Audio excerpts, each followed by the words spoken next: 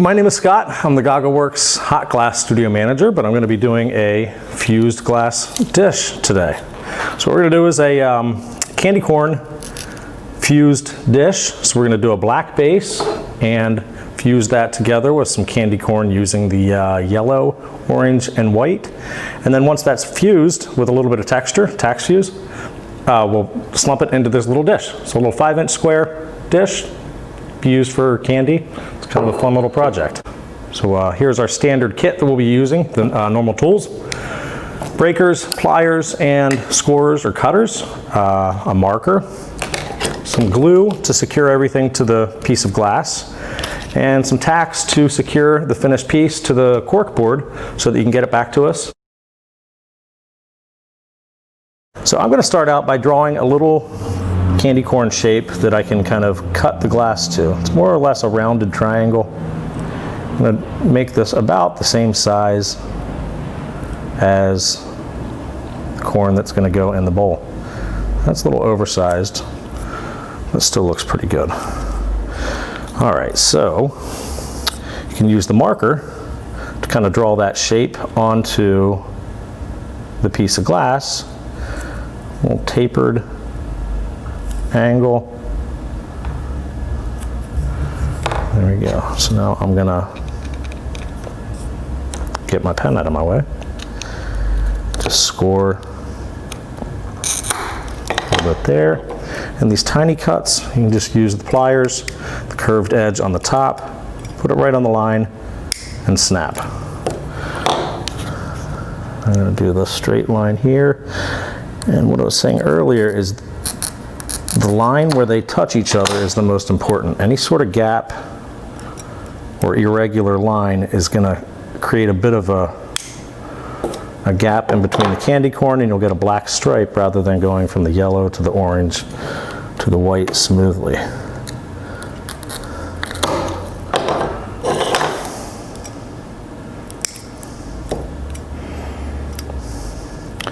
You can kind of see how that angle on the left corner is a little bit too tight.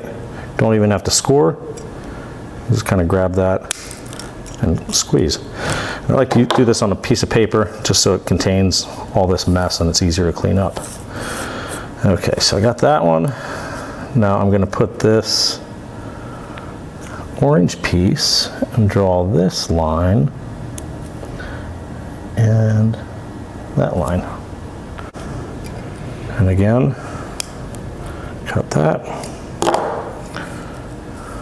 So that's looking good so far. Nice tight connection line in between. Now I will do the tiny little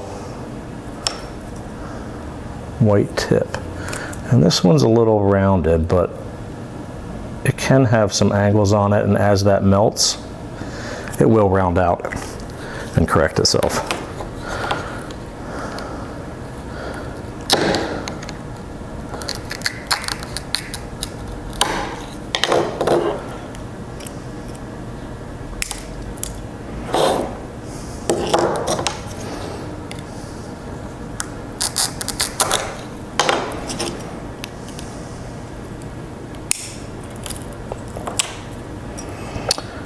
And just a tiny little tip that I need to get rid of.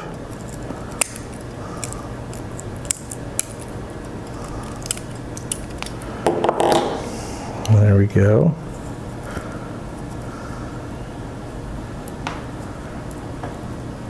And that should do the trick. I'll put this on the black piece so you can kind of see what it looks like. Oh, nope.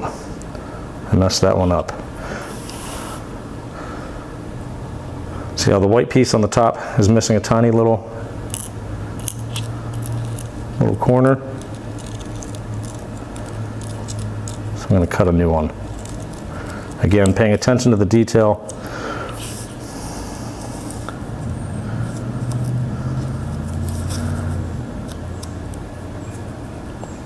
All right.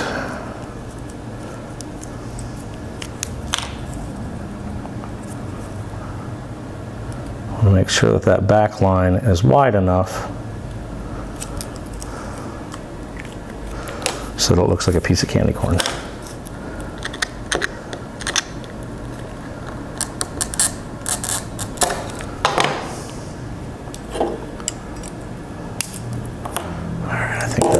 much better.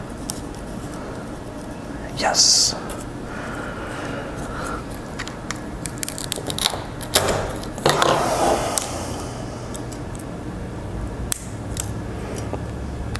So that's looking pretty good so far. I'm just going to nip off those edges just to help it look a little more round at the tip.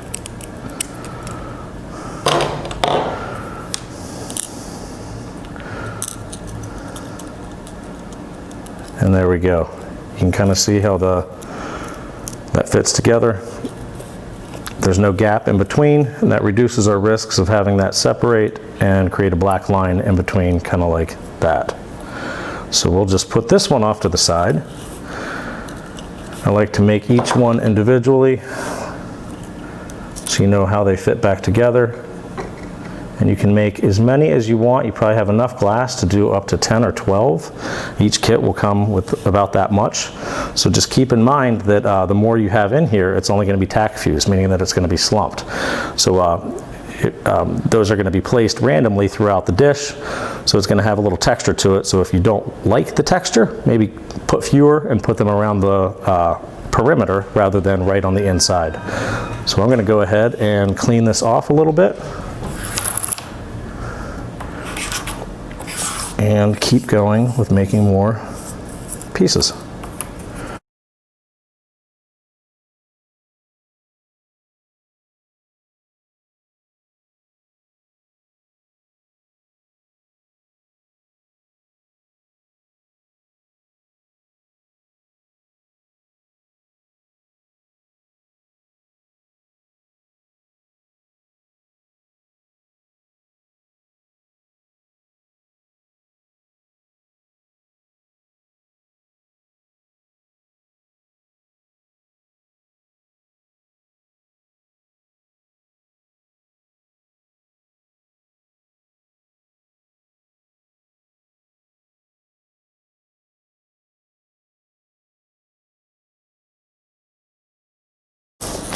All right, so now I got all the candy corn cut. I'm just going to do 5 with this one. But like I said before, you can do as many as you want. Just keep in mind that it is going to be a little bit bumpy when it's all said and done in the dish.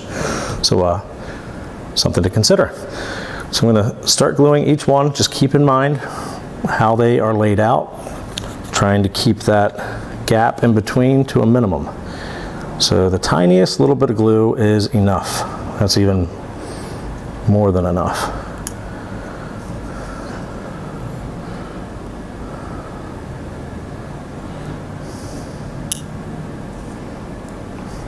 If there's a tiny little bit of a Sharpie marker on the edges, don't worry about it. That will burn off in the heating process. Just give it a nice little push together and let it set.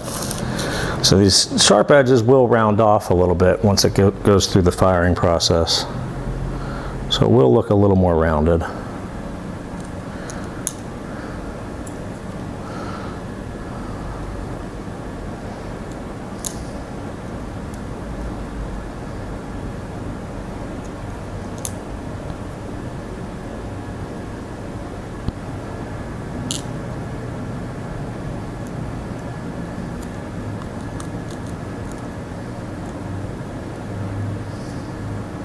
Okay, so I got a little bit of glue underneath each one of these, and I'm just going back through and pushing them together to minimize that gap.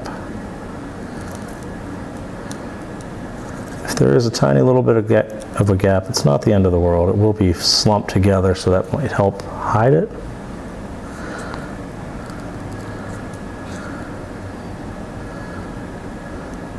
And there we go. And I'm going to put a couple little dabs of glue on the corners just so that that clear sticks to the black. And then you can let that sit, or if you're feeling brave enough, you can go ahead and do this while the glue is still curing.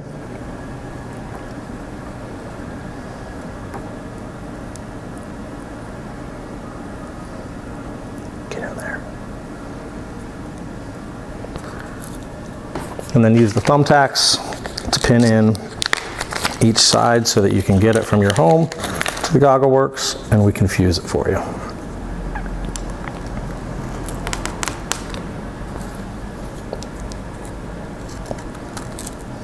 And there you go. There's your little candy corn dish. Fun for the holidays. Okay, so once we get the piece here from you guys, I will take it from this cork board and carefully move it to a kiln shelf. And get the dirt off of it.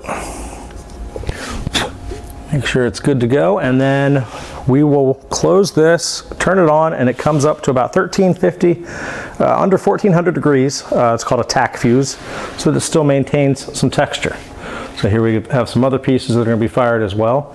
So that'll take about a day and a half, and then once it comes out of the oven and all those edges are nice and smooth, I will pick this piece up, put it on top of here, and do another firing. It takes a little bit longer to do the slump, so it'll be about a 3-day cycle for it to actually get slumped into this dish.